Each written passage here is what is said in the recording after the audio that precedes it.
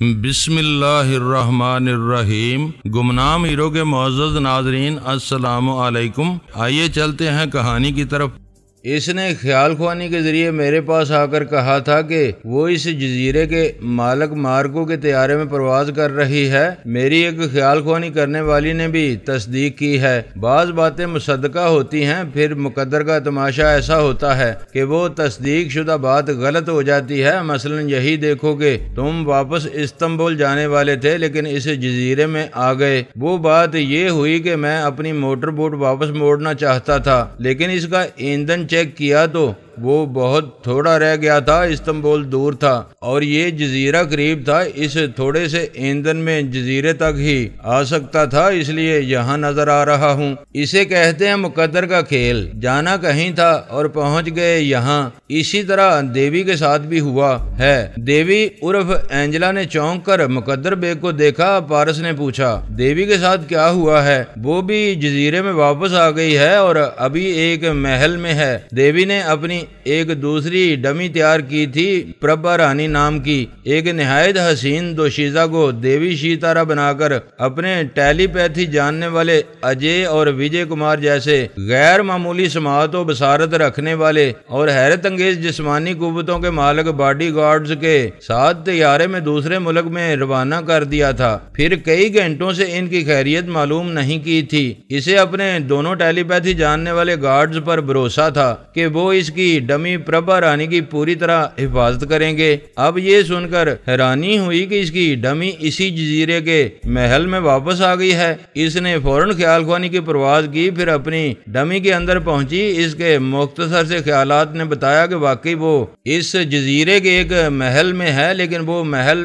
Mister Marco کا نہیں ہے۔ جس کے طیارے میں وہ گئی تھی وہ دوسرا محل تھا۔ ابھی دیوی کے پاس طویل خیال خوانی کا وقت نہیں تھا کیونکہ کمرے میں برادر کبیر اور مقدر بیگ کی گفتگو جاری تھی جسے سننا ضروری تھا۔ دیوی نے صرف اتنا اطمینان حاصل کیا کہ اس کی پربھا رانی دونوں باڈی گارڈز کے ساتھ بخیریت ہے۔ یوں مطمئن ہو کر وہ دماغی طور پر مقدر بیگ اور برادر کبیر کے پاس ہوٹل کے کمرے میں حاضر ہو گئی۔ مقدر بیگ پارس سے کہہ رہا تھا بات تو وہی ہے جو تمہارے ساتھ پیش آئی، یعنی دیوی جس طیارے میں جا رہی تھی اس کا ایندھن ختم ہونے لگا۔ پارس نے کہا تعجب ہے، دیوی صرف ٹیلی پیتھی ہی نہیں جانتی، اس کے پاس آتما شکتی بھی ہے، پھر اس کے دونوں باڈی گارڈز بھی خیال خوانی کرتے ہیں اور غیر معمولی صلاحیتوں کے حامل ہیں۔ کیا انہوں نے پرواز سے پہلے طیارے کے ذمہ دار افسروں اور ملازموں کے دماغ میں جھانک کر معلوم نہیں کیا ہوگا کہ طیارہ میں کون سی خامی خرابی یا کمی رہ گئی ہے؟ انہوں نے بہت محتاط رہ کر ان تمام افراد کے دماغوں میں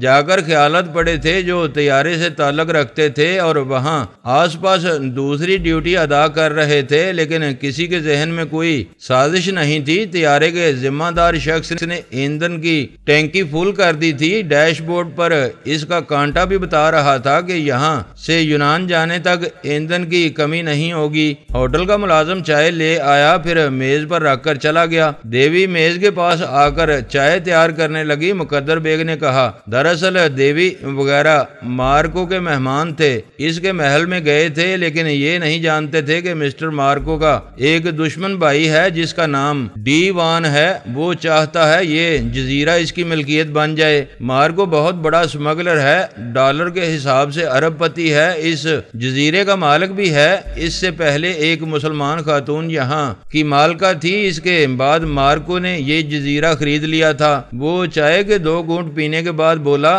یوں تو جب سے انسانوں نے ہتھیار بنانے اور انہیں استعمال کرنے کی ابتدا کی ہے تب سے وہ قتل و غارت کے مرتکب ہوتے آ رہے ہیں، لیکن دہشت گردی کی اصطلاح پہلی بار 1969 میں سننے میں آئی تھی۔ شمالی آئرلینڈ میں تشدد کرنے والے انتہا پسندوں کا گروہ پیدا ہوا۔ اس گروہ نے دہشت گرد ایجنسی کی صورت اختیار کی۔ جو سیاسی پارٹی انہیں زیادہ رقم ادا کرتی تھی وہ اس کے لیے ملک میں تخریبی کارروائیاں کر کے حکومت وقت کو مجبور اور بے بس بنا دیتے تھے۔ پہلے پہلی بار شمالی آئرلینڈ میں دہشت گردی کی انتہا کی گئی۔ اس دہشت گردی میں 200 پولیس والے مارے گئے، 480 زخمی ہوئے، پولیس کے دفتروں پر 1680 حملے کیے گئے۔ موجودہ تاریخ میں پولیس ڈپارٹمنٹ پر ایسے زبردست حملے اور قتل و غارت گری نہیں ہوئی۔ پورے شمالی آئرلینڈ میں جب 8000 بموں کے دھماکے ہوئے تو پورا یورپ لرز کر رہ گیا۔ کئی ممالک نے متحد ہو کر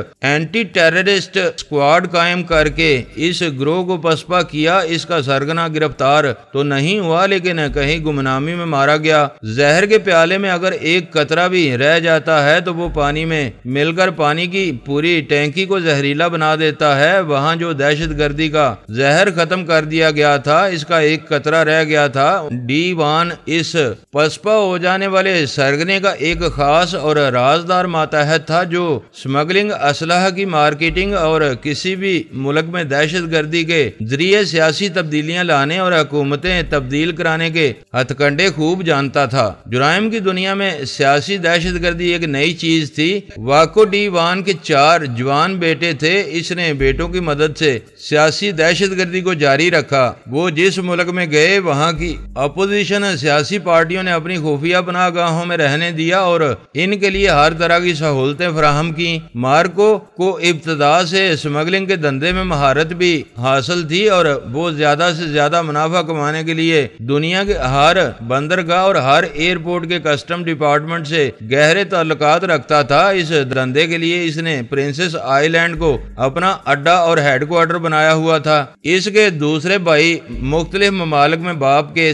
بتائے ہوئے دہشت گردی کے راستے پر چل رہے تھے۔ ادھر پچھلے کئی ماہ سے مارکو کے ایک بھائی باسکو ڈی1 کو بھی ایک ایسے جزیرے کی ضرورت تھی جہاں وہ اپنے وفاداروں کو دہشت گردی کی باقاعدہ ٹریننگ دے سکے۔ مارکو نے کہا، باسکو تم میرے بھائی ہو، میں تمہیں اپنے گارڈز کے ساتھ اپنے جزیرے میں رہنے کی اجازت دے سکتا ہوں لیکن یہاں دہشت گردی کے لیے ٹریننگ سینٹر بنانے نہیں دوں گا۔ اس نے اپنے بھائی باسکو ڈی1 کو رہائش کے لیے دوسرا محل رہنے کو دیا اور اسے صرف اپنے مسلح گارڈز رکھنے کی اجازت دی لیکن باسکو وہ جزیرہ چاہتا ہے۔ اس نے مارکو سے کہا کہ جزیرے کی قیمت لگائے مگر مارکو اسے فروخت کرنا نہیں چاہتا تھا۔ تب باسکو نے پلان بنایا کہ بھائی مارکو کو ہمیشہ کے لیے کسی حادثے کا شکار بنا دے تو بھائی کی جائیداد یہ جزیرہ اسے مفت میں حاصل ہو جائے گا کیونکہ سگا چھوٹا بھائی ہی اس کا وارث ہوگا۔ مارکو نے نہ شادی کی ہے اور نہ ہی اس کی کوئی اولاد ہے۔ مقدر بیگ نے خالی پیالی میز پر رکھتے ہوئے کہا، آج چھوٹے بھائی باسکو کو معلوم ہوا کہ مارکو رات کے وقت کہیں طیارے میں جانے والا ہے اور محل کے پیچھے رن وے پر طیارے کی چیکنگ ہو رہی ہے اور ایندھن بھرا جا رہا ہے۔ وہ نہیں جانتا تھا کہ کسی دیوی نے مارکو کو خیال خوانی کے ذریعے ٹریپ کیا ہے اور مارکو کی جگہ خود طیارے میں جانے والی ہے، لہذا اس نے سوچا کہ بھری ہوئی ایندھن کی ٹینکی خالی ہوتی جائے گی تو طیارہ کسی منزل پر نہیں پہنچ سکے گا، کسی جگہ گر کر تباہ ہو جائے گا۔ پارس نے کہا، سمجھ گیا، باسکو ڈی1 کے کسی آدمی نے ایندھن کی ٹینکی میں سوراخ کر دیا ہوگا۔ دیوی اور اس کے ٹیلی پیتھی جاننے والے اس آدمی کو نہ دیکھ سکے۔ طیارے کو فضا میں اڑاتے وقت بھی ایندھن کی مقدار بتانے والے کانٹے نے شبہ میں مبتلا نہیں کیا کیونکہ ٹینکی کے سوراخ سے پیٹرول گرنا شروع ہوا تھا۔ تھوڑی دیر بعد پتہ چلا ہوگا، ڈیش بورڈ کا کانٹا بتا رہا ہوگا کہ ٹینکی تیزی سے خالی ہو رہی ہے، اس لیے دیوی کا باڈی گارڈ فوراً طیارے کو اسی جزیرے میں واپس لے آیا۔ مقدر بیگ نے کہا، بالکل ٹھیک، کچھ ایسا ہی ہوا۔ جب طیارہ رن وے پر دوڑتا ہوا فضا میں بلند ہو گیا تو باسکو ڈی1 نے سمجھا کہ بڑا بھائی مارکو موت کے سفر پر روانہ ہو چکا ہے، اب واپس نہیں آئے گا۔ اس نے پہلے ہی اپنے 120 دہشت گردوں کو مختلف بیس میں یہاں بلا کر چھپا رکھا تھا۔ انہوں نے محل کا محاصرہ کر لیا۔ باسکو ڈی1 نے ایسا شب خون مارا تھا کہ محل کے مسلح پہرے دار کچھ مارے گئے اور باقی نے ہتھیار پھینک کر باسکو کی اطاعت قبول کر لی۔ وہ محل کے اندر آیا تو بڑے بھائی کو دیکھ کر حیران رہ گیا۔ اس نے پوچھا، برادر مارکو، ابھی جو طیارہ گیا ہے اس میں تم نہیں گئے، پھر کون گیا ہے؟ مارکو نے پریشان ہو کر کہا، میری سمجھ میں نہیں آ رہا ہے، ایسا لگتا ہے میرا دماغ میرے قابو میں نہیں ہے۔ آج شام ہی سے میں بے اختیار ایسے کام کرتا آ رہا ہوں جو میری سمجھ سے باہر ہیں۔ میں نے اپنے سیکرٹری سے کہا تھا کہ محل میں میرے مہمان آ رہے ہیں، ان کی تفریح کے لیے ایک طیارہ تیار رکھو۔ پھر ایک نہایت حسین و جمیل دوشیزہ 2 باڈی گارڈز کے ساتھ آ گئی۔ پھر میں جیسے اس کا تابعدار بن گیا تھا، اس نے کہا کہ وہ طیارے میں سیر کرنے جائے گی۔ میں نے انکار نہیں کیا، وہ میرے پائلٹ کو بھی نہیں لے گئی، لیکن میں ایک خاموش تماشائی اور اس کا دیوانہ بنا رہا۔ ابھی تک میری سمجھ میں نہیں آیا کہ یہ سب کیا ہو رہا ہے۔ میں نے ٹیلی پیتھی کے متعلق بہت کچھ سنا ہے، کیا وہ حسینہ ٹیلی پیتھی جانتی ہوگی؟ واسکو ڈی وان اپنے بڑے بھائی کی باتیں بڑی توجہ سے سن رہا تھا اور طرح طرح کے سوالات کر رہا تھا۔ پھر وہ بولا، بے شک یہ ٹیلی پیتھی کا چکر تھا۔ تمہارے بیان سے پتہ چلتا ہے کہ اس نے صرف تمہیں نہیں بلکہ تمہارے خاص آدمیوں کو بھی اپنا تابعدار بنا رکھا تھا۔ اس سے ظاہر ہوتا ہے کہ اس کے دونوں باڈی گارڈز بھی ٹیلی پیتھی جانتے ہیں، کیونکہ ایک حسینہ بیک وقت کئی آدمیوں کو اپنا مطیع اور فرما بردار نہیں بنا سکتی تھی۔ ویسے یہ اچھا ہی ہوا کہ وہ تمام ٹیلی پیتھی جاننے والے جہنم میں پہنچ گئے ہوں گے۔ مارکو نے پوچھا، یہ تم کیسے کہہ سکتے ہو؟ ایسے کہ میں نے تمہیں طیارے کے حادثے میں مار ڈالنے کی پلاننگ کی تھی، کیونکہ تمہارے بعد مجھے ہی اس جزیرے کا مالک بننا ہے۔ کیا تم اپنے گھٹیا ارادے سے باز نہیں آؤ گے؟ یہاں دہشت گردی کا ٹریننگ سینٹر بنانا چاہتے ہو؟ کیا تم یہ چاہتے ہو کہ میں تمہیں اس جزیرے سے باہر نکال دوں؟ تم اس دنیا سے باہر نکلو گے، میرے بڑے بھائی ہو تم، تمہیں گولی مارتے ہوئے افسوس ہو رہا ہے، مگر کیا کیا جائے؟ مذہبی اور انسانی تاریخ بتاتی ہے کہ اس زمین پر پہلا قتل ایک بھائی نے دوسرے بھائی کا کیا تھا۔ یہ کہتے اس نے مارکو کو گولی مار دی۔ اپنے وفاداروں اور مقتول مارکو کے وفاداروں کو بلا کر کہا، اب میں اس جزیرے کا بادشاہ ہوں، جو میری اطاعت سے انکار کرے گا مارا جائے گا۔ سب نے اس کا وفادار رہنے کی قسم کھائی۔ اس نے کہا، مارکو کی لاش کا چہرہ وغیرہ بگاڑ کر سمندر میں پھینک دو۔ دوسری طرف طیارہ تباہ ہو چکا ہوگا، دنیا کو اور قانون کو سمجھا دیا جائے گا کہ مارکو طیارے کے حادثے میں ہلاک ہو گیا ہے۔ اس کے احکامات کی تعمیل کی گئی۔ مارکو کا چہرہ اور اس کے جسم کے شناختی نشانات کو بگاڑ کر سمندر میں پھینک دیا گیا۔ ایسے ہی وقت وہ طیارہ واپس آتا ہوا دکھائی دیا۔ واسکو ڈی وان نے پریشان ہو کر کہا، یہ کیا ہو گیا؟ طیارہ واپس آ رہا ہے، شاید پائلٹ کو ایندھن کے بارے میں معلوم ہو چکا ہے۔ میں اپنے پرانے اور نئے وفاداروں سے کہتا ہوں کہ تم سب اس لمحے سے گونگے بن جاؤ۔ وہ واپس آنے والے ٹیلی پیتھی جانتے ہیں۔ تم میں سے جو بھی منہ سے آواز نکالے گا، اسے میں اور میرے خاص ماتحت گولی مار دیں گے۔ واسکو ڈی وان یعنی نئے آقا کے اس وفادار نے، جس نے پیٹرول کی ٹینکی میں سوراخ کیا تھا، ان لوگوں کی نشاندہی کی جو ڈمی دیوی اور اس کے باڈی گارڈ سے مل چکے تھے۔ ان کی پرواز کے لیے طیارے کو رن وے پر چیک کیا تھا۔ یعنی بنیادی بات یہ کہ ان سب لوگوں نے ٹیلی پیتھی جاننے والوں کو اپنی آوازیں سنا کر اپنے دماغوں میں جگہ دی ہوئی تھی، اور اب وہ واپس آنے والے ان کے دماغوں پر غالب آ کر ان سب کے ذریعے واسکو ڈی وان کے وفاداروں کو قتل کر سکتے تھے۔ نئے آقا واسکو ڈی وان نے طیارے کے رن وے پر اترنے سے پہلے ہی ان سب لوگوں کو گولیوں سے چھلنی کرا دیا۔ ایسے کسی شخص کو زندہ نہیں چھوڑا جو ٹیلی پیتھی جاننے والوں کا اعلی کار بن سکتا تھا۔ بعض حالات میں عقل کام نہیں کرتی، ایسے وقت فاتح بننے کا نشہ بھی طاری رہتا ہے۔ اگر ایسے وقت واسکو ڈی وان ذرا عقل سے کام لیتا تو اسے یہ یاد آ جاتا کہ ٹینکی کے سوراخ سے بہنے والا پیٹرول رن وے پر گرتا ہوا گیا تھا، اور اب طیارے کی واپسی پر بھی اس کی ٹینکی رن وے پر پیٹرول گرتا آ رہا تھا۔ ایسے وقت وہ دور ہی سے ایک جلتی ہوئی مشل پھینک دیتا یا آگ اگلنے والی گن سے طیارے کی سمت فائر کرتا تو بہنے والے پیٹرول میں آگ لگ جاتی اور وہ تینوں ٹیلی پیتھی جاننے والے طیارے کے ساتھ تباہ ہو جاتے۔ بعد میں اسے عقل آئی، لیکن وقت گزر جانے کے بعد عقل مندی دستک دے تو احمقانہ دستک کہلاتی ہے۔ وہ تینوں طیارے سے اتر گئے تھے۔ انہوں نے چاروں طرف دیکھا، کوئی نظر نہیں آیا۔ تمام مسلح افراد چھپے ہوئے تھے۔ ڈمی دیوی اور اس کے باڈی گارڈز کو اس بات کا غصہ تھا کہ مارکو کے کسی خفیہ گروہ نے ان کی لا علمی میں ایندھن کا مسئلہ پیدا کیا تھا۔ انہوں نے سوچا تھا کہ جزیرے میں واپس آ کر مارکو کے ذریعے ان نامعلوم دشمنوں تک پہنچیں گے، لیکن رن وے میں دور تک یعنی محل کے پچھلے حصے تک ویرانی نظر آئی تو ان کا ماتھا ٹھنکا۔ مارکو سمیت جتنے اہم افراد کے دماغوں میں انہوں نے جگہ بنائی تھی اور جو تابع دار تھے، انہیں طیارے کی آواز سن کر آنا چاہیے تھا، لیکن وہ بھی نہیں آئے تو دونوں باڈی گارڈز نے خیال خوانی کی پرواز کی اور مارکو اور دوسرے تابع داروں کے دماغوں تک پہنچنا چاہا تو سب کے مردہ دماغوں سے ان کی سوچ کی لہریں واپس آ گئیں۔ تب انہوں نے اس پہلو سے سوچا کہ دشمن بیچارہ مارکو نہیں تھا، دشمن کوئی اور ہے اور ایسی منظم مسلح فوج رکھتا ہے جس نے جزیرے اور محل کے مالک مارکو اور اس کے اہم ماتحتوں کو ختم کر دیا ہے، اور اب جو رانوے سے محل تک خاموشی اور ویرانی نظر آ رہی تھی وہ کسی طوفان کا پیش خیمہ لگ رہی تھی۔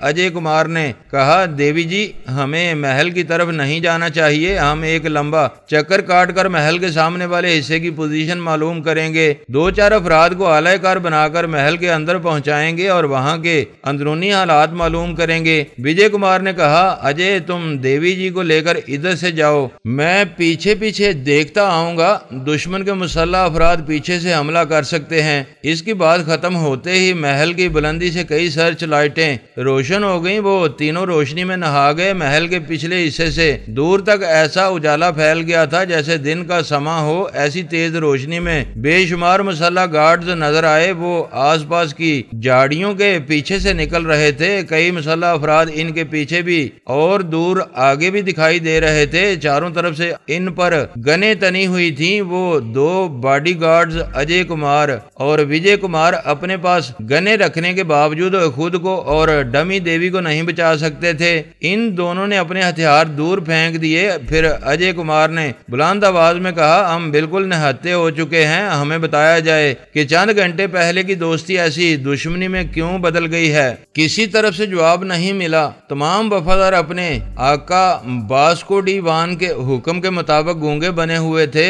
قریب آنے والوں نے اشارے سے انہیں محل کے اندر چلنے کو کہا، وہ ادھر چلنے لگے۔ وجے کمار نے پوچھا، ہماری تمہاری کیا دشمنی ہے، کچھ تو معلوم ہو۔ سابی کے لبوں پر تالے پڑے ہوئے تھے۔ اجے اور وجے کمار نے اپنے مدراس کی تیلگو زبان میں کہا، شاید انہیں معلوم ہو گیا ہے کہ ہم ٹیلی پیتھی جانتے ہیں، اس لیے سب کے سب گونگے بنے ہوئے ہیں۔ اجے کمار نے کہا، ہم غیر معمولی جسمانی قوتوں کے مالک ہیں، ان سب سے تنہا مقابلہ کر سکتے ہیں، لیکن چاروں طرف گنے ہی گنے ہیں، یہ ہمیں گولیوں سے چھلنی کر دیں گے۔ وجے نے کہا، پھر یہ کہ ہم ان کے خلاف کوئی حرکت کریں گے تو دیوی جی کو بھی یہ لوگ زندہ نہیں چھوڑیں گے۔ میں یقین سے کہہ سکتا ہوں کہ MIM والوں نے ہمیں پھانس لیا ہے۔ یہ برادر کبیر پکا چال باز ہے، اسی نے ایندھن کی ٹینکی میں سوراخ کرایا ہوگا اور اس کے آدمیوں نے مارکو اور اس کے وفاداروں کو ہلاک کر کے محل پر قبضہ جمایا ہوگا۔ یہ ہمارے ساتھ ڈمی ہے، پتہ نہیں ہماری اصل دیوی اتنی رات کو سو رہی ہیں یا جاگ رہی ہیں، انہیں ہمارے حالات کا علم ہوگا تو وہ برادر کبیر کی بازی پلٹ دیں گی۔ اجے نے کہا، رات کا 1 بجنے والا ہے، دیوی جی ضرور سو رہی ہوں گی، اسی لیے ہم سے رابطہ نہیں کر رہی ہیں، مشکل یہ ہے کہ ہم ان سے رابطہ نہیں کر سکتے۔ وہ باتیں کرتے ہوئے محل کے اندر پہنچے۔ ایک وسیع و عریض حال میں باسکو ڈی وان ایک شاہانہ طرز کی کرسی پر بیٹھا مسکرا رہا تھا۔ اس کے سامنے ایک چھوٹی سی میز پر کئی کاغذات رکھے ہوئے تھے۔ اس نے ایک کاغذ اٹھا کر اجے کمار کو دیا، اس پر لکھا تھا، اس محل کا اور جزیرے کا نیا مالک میں ہوں، میرا نام باسکو ڈی وان ہے، یہاں کسی سے یہ توقع نہ رکھنا کہ وہ اپنی آواز سنائے گا۔ ہمیں معلوم ہے کہ تم تینوں ٹیلی پیتھی جانتے ہو، کیا میں درست کہہ رہا ہوں؟ اجے نے کہا، آپ غلط سمجھ رہے ہیں، مارکو نے ہماری مالکہ کے حسن و شباب سے متاثر ہو کر ہمیں اپنا تیارہ دیا تھا، لیکن شاید اس نے ہی اس تیارے کو نکارا بنا دیا ہے۔ باسکو ڈی وان نے وجے کو دوسرا کاغذ میز پر سے اٹھا کر دیا۔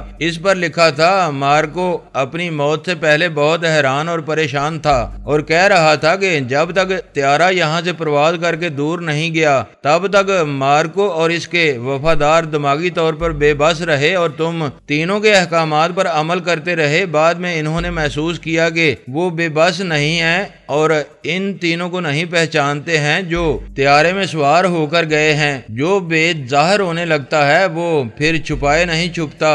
اجے نے وجے سے تیلگو زبان میں کہا، ہم ٹیلی پیتھی کا راز چھپا نہیں سکیں گے، شاید یہ نہیں جانتے کہ ہم آنکھوں میں جھانک کر بھی ان کے دماغوں میں پہنچ سکتے ہیں؟ میرے اور تمہارے قریب جو گن مین کھڑے ہوئے ہیں، ہم ان کی آنکھوں میں جھانک کر ان کے دماغوں میں پہنچ سکتے ہیں اور ان کے ذریعے محل کے اس نئے آقا کو گن پوائنٹ پر رکھ سکتے ہیں۔ واسکو ڈی وان نے ایک کاغذ پر لکھ کر انہیں دیا، تم لوگ کس زبان میں گفتگو کر رہے ہو؟ آئندہ صرف انگریزی زبان میں بات کرنا۔ اجے نے اسے پڑھ کر اپنے قریب کھڑے ہوئے مسلح گارڈ کی آنکھوں میں جھانک کر دیکھا۔ وجے نے بھی دوسرے گارڈ کی آنکھوں میں دیکھا۔ پھر چند لمحوں کے بعد ان دونوں گارڈز نے اپنی گن کا رخ اپنے آقا واسکو ڈی وان کی طرف کر کے کہا، خبردار ذرا بھی حرکت نہ کرنا ورنہ ہم گولی مار دیں گے۔ ان کی بات ختم ہوتے ہی واسکو ڈی وان کے دو گارڈز نے اچانک فائرنگ کر کے انہیں ہلاک کر دیا۔ اس کے ساتھ ہی اجے اور وجے کے پیروں بازوؤں پر بھی گولیاں چلائیں۔ وہ چیختے ہوئے فرش پر گر پڑے۔ ان میں قوت برداشت زیادہ تھی، پیروں اور بازوؤں میں گولیاں پیوست ہو گئی تھیں اور ان کی جگہ کوئی اور ہوتا تو بے ہوش ہو جاتا۔ پھر بھی آپریشن کے ذریعے ان گولیوں کو ان کے جسموں سے نکالنا ضروری تھا، ورنہ قوت برداشت جواب دیتی رہتی اور وہ بے ہوشی سے موت کی طرف چلے جاتے۔ ایک گارڈ نے ایک کاغذ اجے کے قریب لا کر دکھایا۔ اس میں لکھا تھا، میں تمہارے سامنے ہوں، اب میری آنکھوں میں جھانک کر میرے دماغ میں آؤ، اپنا یہ کمال نہیں دکھاؤ گے تو تمہاری حسین مالکہ کو گولی مار دی جائے گی۔ دوسرے باڈی گارڈ نے یہی تحریر وجے کو دکھائی۔ دونوں نے خیال خوانی کرنے کی ناکام کوششیں کی۔ پھر اجے نے تکلیف سے کراہتے ہوئے کہا، مسٹر واسکو ڈی وان، کوئی بھی ٹیلی پیتھی جاننے والا اس بری طرح زخمی ہو کر خیال خوانی نہیں کر سکتا، دماغی توانائی زائل ہو جاتی ہے، پلیز ہمارے جسموں سے گولیاں نکالیں۔ واسکو ڈی وان نے مسکرا کر انہیں دیکھا، پھر ایک کاغذ پر لکھ کر ڈمی دیوی کو دیا۔ اس میں لکھا تھا، اے حورے تمثال، کس جنت سے آئی ہو، اب ذرا اپنی ٹیلی پیتھی کا کمال دکھاؤ۔ تمہارے سامنے جو شخص کھڑا ہوا ہے اس کی آنکھوں میں جھانک کر دماغ میں پہنچو۔ وہ اسے پڑھنے کے بعد بولی، میں قسم کھا کر کہتی ہوں کہ ٹیلی پیتھی نہیں جانتی ہوں، میرے یہ دونوں باڈی گارڈز جانتے تھے، لیکن جب تک ان کے زخم نہیں بھریں گے اور دماغی توانائی بحال نہیں ہوگی تب تک یہ نکارہ رہیں گے، کسی کے دماغ پر حکمرانی نہیں کر سکیں گے۔ واسکو نے دوسرا کاغذ لکھ دیا، تم کہتی ہو تو مان لیتا ہوں کہ ٹیلی پیتھی نہیں جانتی ہو، اس کے باوجود میں اپنے تمام وفاداروں کے ساتھ گونگا بنا رہوں گا۔ اب ایک صوفے پر آرام سے بیٹھ جاؤ اور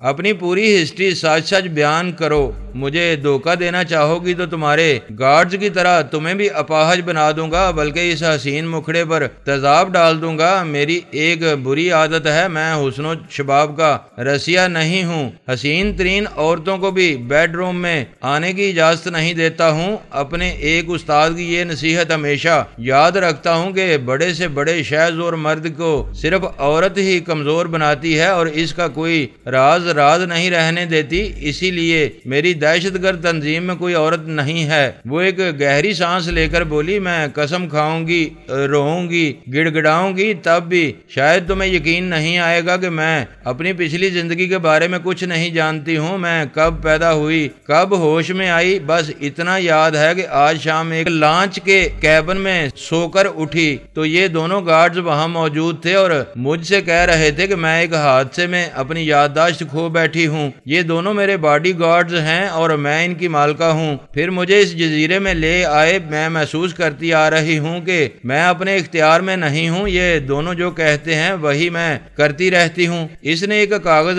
لکھ کر دیا، تمہاری باتیں کسی حد تک سچ لگ رہی ہیں اور سچ نہ بھی ہوں تو میرا کچھ نہیں بگڑے گا۔ میرا ایک بھائی دولت مند ممالک کے عیش قدوں میں حسین عورتیں سپلائی کرتا ہے، میں تمہیں اس کے حوالے کر دوں گا۔ پھر اس نے دوسرا کاغذ لکھ کر اجے اور وجے کو دیا اور ان سے کہا کہ وہ دونوں اپنی پوری رام کہانی سنائیں، جب تک نہیں سنائیں گے تب تک ان کے جسموں سے گولیاں نہیں نکالی جائیں گی اور وہ یوں ہی تکلیف سے تڑپ کر مر جائیں گے۔ وہ سمجھ رہے تھے ان کی دیوی ایسے وقت مدد کے لیے نہیں پہنچے گی تو انہیں مرنا ہی ہوگا، کیونکہ واسکو اپنے بڑے بھائی مارکو کی طرح یاش نہیں تھا، ورنہ اسے قابو کرنے کے لیے ڈمی دیوی کا حسن و جمال ہی کافی ہوتا۔ پھر اسے یقین نہیں دلایا جا سکتا تھا کہ وہ دونوں غیر معمولی جسمانی قوتوں کے مالک ہیں، کیونکہ ان کے جسموں میں پیوست ہونے والی چار گولیاں انہیں کمزور بنا چکی تھیں، لیکن انہیں کوئی تو رام کہانی سنانی ہی تھی۔ اجے نے کہا، امریکہ، اسرائیل اور بھارت نے MIM کے خلاف انقرہ میں جو اجلاس اجلاس کیا تھا، ہم اس اجلاس میں بھارت کے نمائندوں کی حیثیت سے شریک ہوئے تھے۔ اس اجلاس میں جو کچھ ہوا آپ نے اخبارات میں پڑھا ہوگا، اور آپ ایک بہت بڑے گروہ کے سرگنا ہیں، خود آپ نے اپنے ذرائع سے بہت کچھ معلوم کیا ہوگا۔ باسکو نے ہاں کے انداز میں سر ہلایا، یعنی وہ اجلاس کی تمام کارروائیوں سے باخبر تھا۔ وجے کمار نے کہا، یہ جو حسینہ ہمارے ساتھ ہے اس کا تعلق ہم سے نہیں MIM سے ہے، اس کا نام طاہرہ قدوس ہے، یہ MIM تنظیم میں ریکارڈ کیپر ہے اور ان کے بہت سے راز جانتی ہے، اس نے تنظیم کے سربراہ کو دیکھا بھی ہے، کئی مجاہدین کو جانتی بھی ہے، ہم نے اس کے چور خیالات پڑھنے کے بعد معلوم کیا کہ یہ ہمارے بہت کام آ سکتی ہے، لہٰذا ہم نے اس پر تنویمی عمل کر کے اس کی پچھلی زندگی بلا دی۔ ہمارا ارادہ تھا اسے مصر لے جاتے، پھر وہاں سے ہندوستان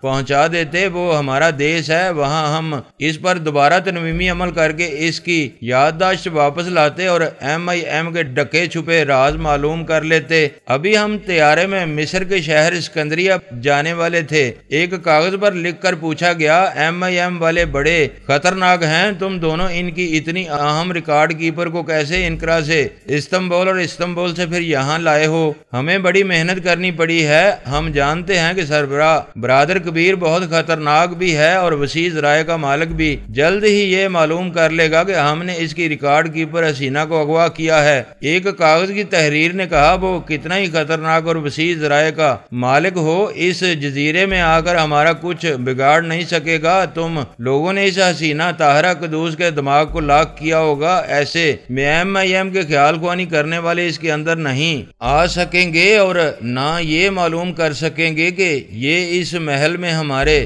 پاس ہے، البتہ وہ دشمن تمہارے دماغوں میں آ کر بہت کچھ معلوم کر سکتے ہیں، لہذا تمہارے جیسے دماغی توانائی کھو دینے والوں کو میں اپنے لیے مصیبت بنا کر نہیں رکھوں گا، تمہیں اب اس دنیا سے جانا چاہیے۔ یہ پڑھتے ہی وجے کمار نے گڑ گڑا کر کہا، نہیں، ہمیں جان سے مارنے کی غلطی نہ کرو، ہم تمہارے بہت کام آئیں گے، تمہارے تابع دار بن کر رہیں گے۔ باسکو ڈی وان کے پاس کوئی ہپناٹائز کرنے والا نہیں تھا، ورنہ اجے اور وجے کو تنویمی عمل کے ذریعے اپنا تابع دار بنا لیتا۔ اجے نے کہا، ہم غیر معمولی صلاحیتوں کے حامل ہیں، جسمانی طاقت کے مقابلے میں کوئی ہمارا مقابلہ نہیں کر سکتا۔ ایک اور کاغذ کی تحریر نے کہا، اگرچہ جسمانی صحت مندی اور طاقت لازمی ہوتی ہے، لیکن میرے لوگ دہشت گرد اور تخریب کار ہیں، دنیا کے تمام پرانے اور نئے ہتھیاروں کو استعمال کرنے کی مہارت رکھتے ہیں، دہشت گردی میں جسمانی طاقت کی حیثیت ثانوی ہے اور اسلحہ کے استعمال کی مہارت کو اولیت دی جاتی ہے۔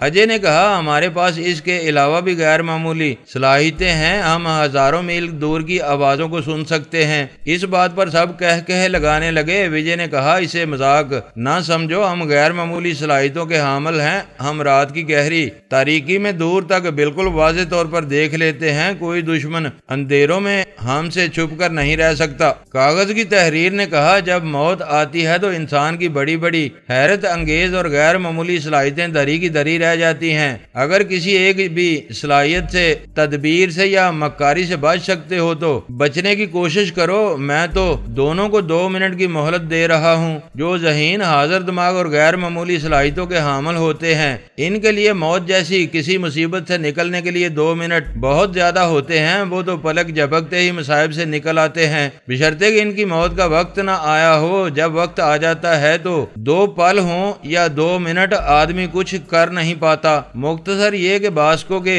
ایک اشارے پر اجے اور وجے کمار کو گولیوں سے چھلنی کر دیا گیا۔ ڈمی دیوی دونوں ہاتھوں سے منہ چھپا کر رونے لگی۔ ایک مسلح گارڈز نے اپنے آقا کی تحریر اسے دی، اس میں لکھا تھا، آنسو پوچھ لو، تم زندہ رہو گی، تمہیں محل کے ایک دور افتادہ کمرے میں قیدی بنا کر رکھا جائے گا تاکہ ہماری کوئی بات یا آواز تمہارے کانوں تک نہ پہنچ سکے اور تمہارے ذریعے دوسرے خیال خوانی کرنے والے یہاں پہنچ جائیں۔ میں اپنے بھائی سے رابطہ کر کے کل تک تمہیں اس کے حوالے کر دوں گا، وہ بہت بڑی رقم لے کر تمہیں کسی شاہ کے عیش قدے میں پہنچا دے گا۔ اس اکیلی رہ جانے والی نے آنسو بھری آنکھوں سے وہ تحریر پڑھی، پھر ایک سرد آہ بھر کر رہ گئی، وہ کر بھی کیا سکتی تھی۔ جزیرے کے ہوٹل کے اس کمرے میں وہ تینوں خاموش بیٹھے ہوئے تھے۔ ایک بڑے صوفے پر مقدر بیگ پارس کے ساتھ بیٹھا ہوا تھا، اس نے اجے اور وجے کمار کی موت اور ڈی دیوی کی بے بسی کی رویداد سنانے کے بعد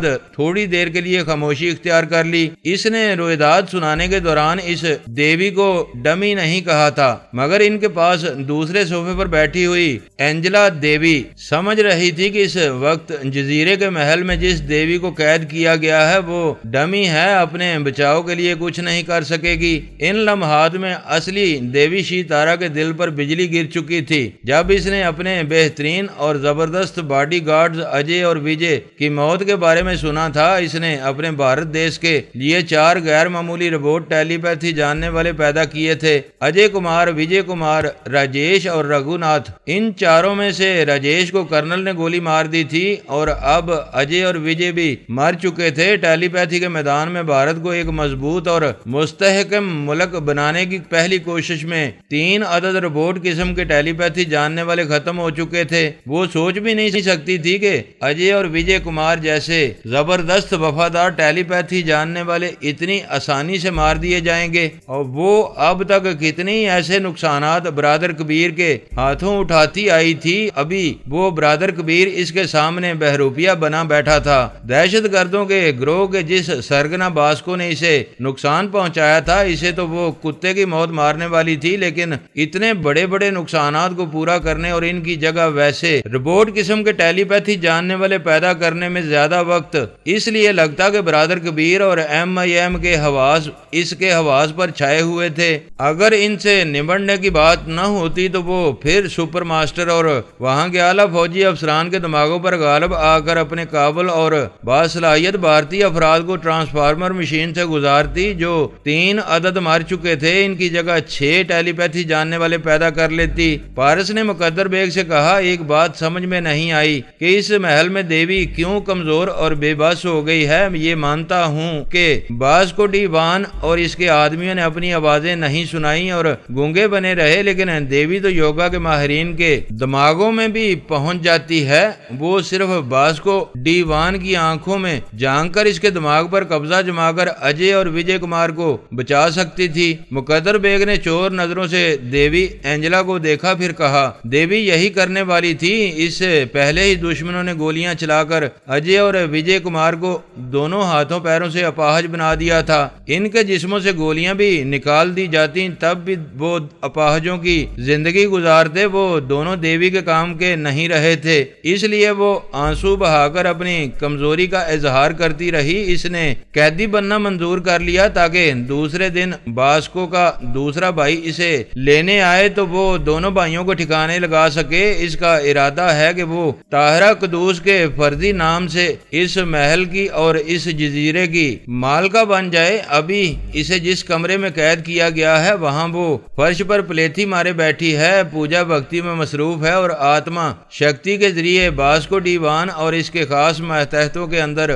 پہنچتی جا رہی ہے۔ پارس نے کہا، میں اس دیوی کے تعاقب میں یہاں آیا ہوں۔ پہلے تو معلوم ہوا کہ وہ ایک طیارے میں جا چکی ہے، اب آپ نے یہ اچھی خبر سنائی ہے کہ وہ محل میں ہے اور کل باسکو کے بھائی کی آمد تک وہاں رہے گی، بلکہ اس جزیرے کی مالکہ بن کر اسی محل میں طاہرہ قدوس بن کر رہے گی۔ مقدر بیگ نے کہا، اس زیر زمین رہنے والی کو آئندہ دنیا والوں سے چھپ کر رہنے کے لیے اس سے زیادہ محفوظ جگہ شاید ہی ملے، لہٰذا وہ یہیں رہ کر خیال خوانی کے ذریعے امریکہ، اسرائیل اور بھارت کے ٹیلی پیتھی جاننے والوں پر حکومت بھی کرتی رہے گی اور MIM کی تنظیم کی جڑوں تک پہنچنے کی کوشش کرتی رہے گی۔ پارس نے مسکرا کر کہا، اس کے فرشتوں کو بھی علم نہیں ہے کہ MIM کا برادر کبیر اس جزیرے میں آ پہنچا ہے اور اب میں اس محل میں اچانک اس کے روبرو پہنچ جاؤں گا۔ دیوی فاتحانہ انداز میں مسکرائی۔ وہ اس کے روبرو جانے کی باتیں کر رہا تھا جبکہ وہ اس کے سامنے ہی بیٹھی تھی، اور یہ مقدر بیگ کی مہربانی تھی کہ اس نے